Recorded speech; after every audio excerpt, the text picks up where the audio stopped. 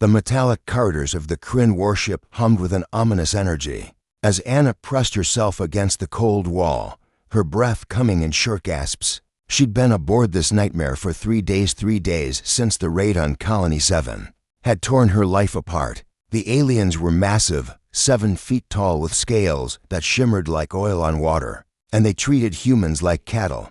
John, or Commander Vexither as he was known among his people, strode through the corridor with the confidence of a warrior who had never known defeat. His crimson eyes scanned the holding cells, ensuring the human captives remained subdued.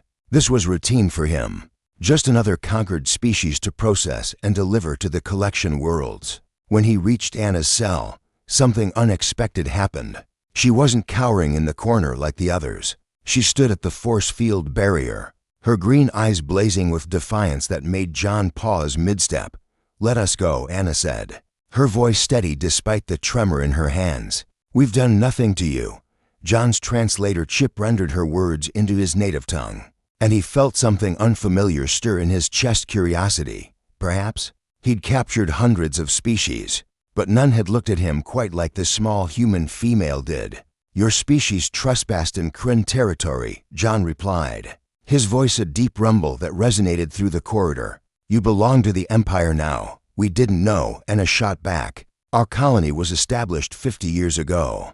How were we supposed to know your Empire would suddenly claim our system?" The audacity. John moved closer to the force field, his massive frame casting a shadow over her. "Ignorance is not immunity. Human. My name is Anna," she said firmly. "Not human, not captive, Anna." Something about the way she said it, the fierce dignity in her tone, irritated John more than he cared to admit.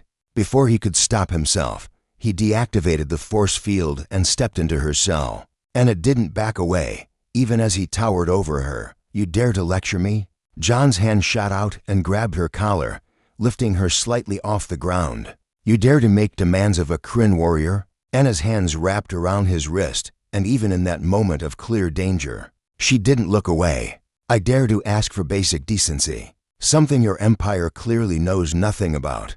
Her words struck something deep within John, something he'd buried beneath years of military conditioning and imperial propaganda. For just a moment, he saw his reflection in her eyes and didn't recognize the monster staring back.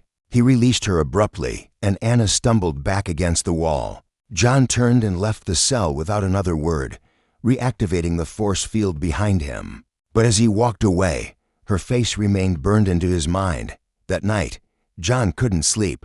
He lay in his quarters, staring at the ceiling, replaying the encounter over and over. What was it about this one human that had gotten under his scales? He'd grabbed countless prisoners before, threatened them, intimidated them. It was part of his job.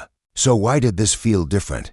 Around 0300 hours ship time, John finally drifted into an uneasy sleep. His dreams were chaotic flashes of Anna's face, memories of his first raids, the screams of conquered species blending together into a cacophony of guilt he'd never allowed himself to feel before. When John opened his eyes the next morning, something was wrong, terribly wrong. He sat up in his bed and tried to call for his aid. His mouth moved, his throat worked, but no sound emerged, not even a whisper. Panic seized him as he tried again and again, pressing his hands against his throat, feeling the vibrations of effort, but hearing nothing. John stumbled to his communication panel and tried to input a message, but his fingers wouldn't cooperate properly. Every word he tried to type came out as gibberish. It was as if the very ability to communicate, to give orders, to threaten, to control had been stripped away from him overnight.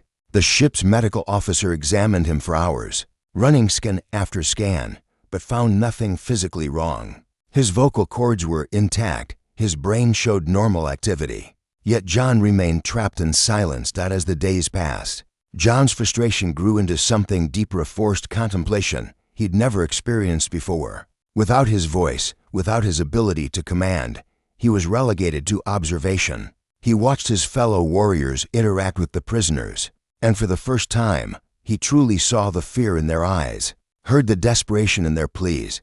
He found himself returning to Anna's cell, unable to explain why. She noticed him standing there, silent and strangely vulnerable for such an imposing figure. Come to threaten me again?